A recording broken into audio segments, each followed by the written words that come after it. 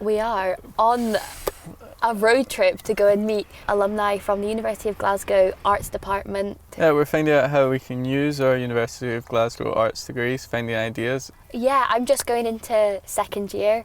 I have no idea what I want to do, so it'll be quite good seeing loads of people. Gonna ask them all about what they do on a day-to-day basis, how they got into what they're doing. I want to know if they expected the career they took in first and second year, because I have an idea of what I'd like to do next year, but I want to know if any way they followed a plan that they'd set out for themselves, or they just found it along the way, picked it up. Yeah.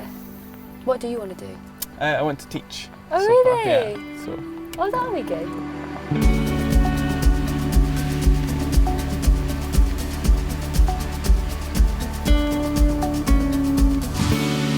I think it'll be really cool seeing what life is like living in different places outside the Glasgow bubble, because we're going through France and we're going to Brussels, actually these other places that you can move to and all these other cities that you haven't even not even on your radar. I don't really want to stay in the city, to be honest. I'm not really a big city type. Teaching might take me anywhere.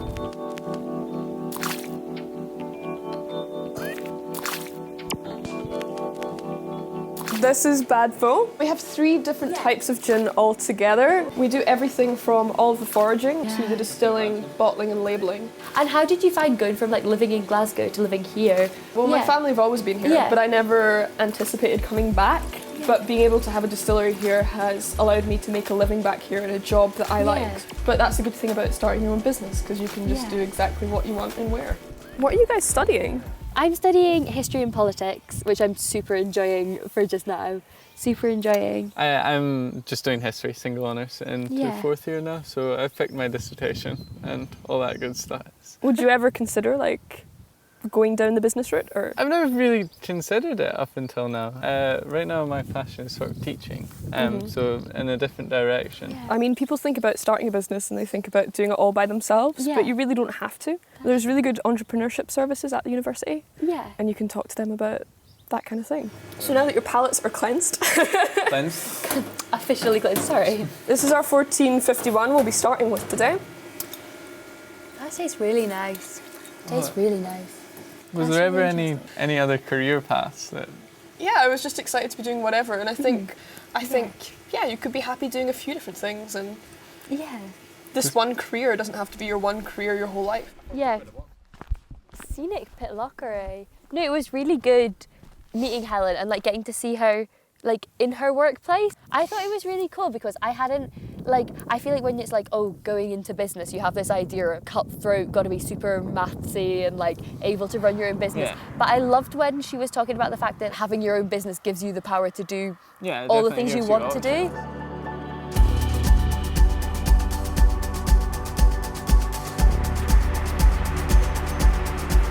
So we're here on day 2 of our trip, heading to our next interview in London with Shan, because we're going to Camden and it's a real cultural hub. I think it'll be really interesting to hear about what she did for her degree, when she decided she wanted to work in media. No. Was this the plan? I have to be totally honest, no, I didn't have an idea. I actually, when I graduated, I trained to be a teacher, and it was only then that I realised I didn't want to be a teacher. I wanted to do something where I was able to write and I was able to communicate. I'm senior commercial comms exec for Bar Media. Basically, I do PR for the commercial side of our business, is promoting all the really amazing work that our radio stations and magazines are doing to a commercial audience. Definitely. And do you enjoy being in London? I do. Yeah. It's really cool. No, it's definitely, for even just from walking down the street there, it seems so exciting. What kind of extracurricular things did you do? I played netball. Oh, did you? So I captained the club while I was at Glasgow. Did you? Yeah. Go you? The communicational skills that I developed during my degree have been integral to what I'm doing, and people really appreciate those skills that you might take as very simple, or I do this every day in my degree anyway. If you can go into a job and you can summarise a document and you can present it to someone who doesn't have any time to do it, you are flying. Yeah, we just finished with Shan. Yeah, which was really interesting. She was really friendly, easygoing, but also the kind of person that gets loads of stuff done. Yeah, enjoys the chaos a little bit. It seems like she spends so much time like talking to loads of different people and like loads of writing and all that kind of stuff is stuff that I'm like, oh, that sounds really good. I really like Camden. Really busy, really beautiful. I could definitely imagine like living somewhere like this. I really like being here. I'm quite extroverted and I really enjoy being with people and like chatting to people. I'd want to do a job where like I was working with people every day, and I'd want to do a job where I felt like I was having some kind of a positive impact on a day-to-day basis. I'm not really a fan of crowded places. I'm quite quiet. I like to get to know people. It's part of what makes me want to do teaching, and I'd like some sense to take care of people. I think a teacher is a good job for that. So how long have you been working here? I'm coming up for 3 years. Was that sort of the plan to get into the energy sector? So I graduated doing history and French. Yeah. I did a year abroad afterwards teaching English. I then joined a publishing firm. I landed a role with Boston Consulting Group in their energy practice. I joined Drax and I haven't looked back. So thinking about your different stages, honestly, trying out lots and lots of different things, lots of different societies, played squash, just loads and loads of different things. Find your passions. It really shapes you, like being able to talk to random people. Was there anything else you were interested in doing when you were in second and third year? So I was really interested in history. I was really interested in France and how its power has come and gone over the years. And I loved my years abroad. They were amazing. Yeah, where did you go? So I went to Lille. Oh really? So great. Yeah. Really? Yeah. Oh nice. Staying there tomorrow night. It's really, really nice. We're just taxi on the way to the ferry. We've just met Gavin, had like a cup of tea and a bit of a chat about what he did as well at uni other than his degree. Again, the other common theme was like trial and error. Yeah, like what he was saying about like it's not like you go to uni and you get all the skills you'll ever need for like every job there. You get loads of skills that'll then start you off, and then you'll do a job that'll develop some of them. You have to keep building. Absolutely. Which is really interesting. This trip was really like an opportunity to see what other people had done. The process to get there was really part of it for me. Motivations are fascinating to me, really. Actually, I'm a really, really indecisive person. So I did A-levels and I started off doing chemistry, physics, maths and politics. And I was like doing them, and I'd never done politics before, but I'd always been quite interested in it. So then I like one by one swapped my A-levels. So I finished doing history, English language and politics. Fourth year in September, the big year, picked my dissertation topic, early medieval Christianity. I'm always striving for better. Like I want to improve my grades into fourth year that I got in third year, even though I think I was quite proud of how I did. In terms of work experiences, I've been to like an architecture firm, and I've like worked at a law firm, and I've like been into schools, and like I've done all sorts, and every time I'm like, oh my gosh, this is it. But then I see something else like journalism, and I'm like, oh, that looks really good. I did volunteer last summer for 2 weeks in Germany, working with recent arrivals, refugees who'd been settled over there. It was really good, and that was really the moment where it sort of clicked that I wanted to work with young people. When I heard about this, I was like, oh my gosh, that would be so cool to see what people are doing, and like people that have done degrees like me, see what kind of careers they end up in.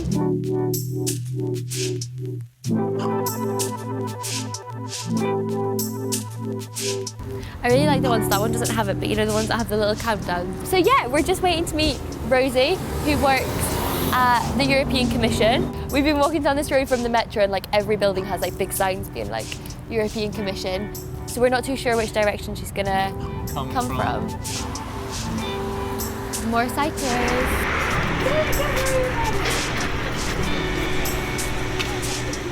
I studied politics as well as French. Yeah. I thought I wanted to still do something a bit more political, so I applied for this traineeship at the Commission, and I specifically applied to work on the Erasmus programme and in education policy. That's how I ended up here. That's where you are now. So I'm just about to go into second year, which would be like the year where you have to apply for like... The option for Erasmus, apply for like going abroad or whatever. How did you make the decision that that was something you wanted to do?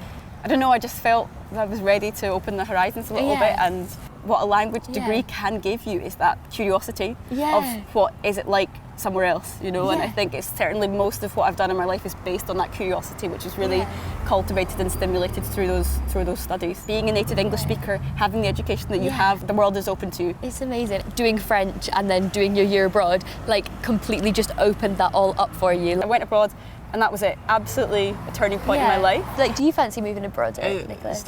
Not doing Erasmus is definitely something I regret. I think in the future it's definitely a possibility. Erasmus is a lifelong learning programme.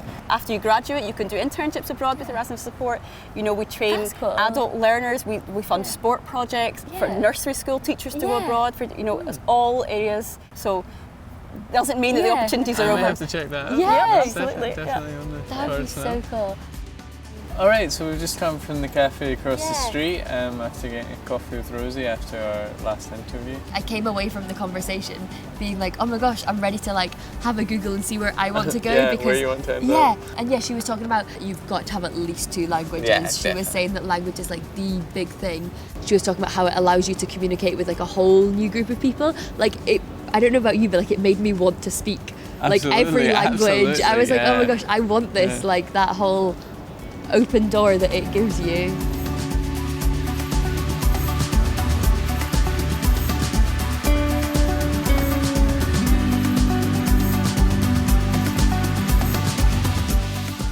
I would come and visit you in your small town. Who says As long as you were growing courgettes.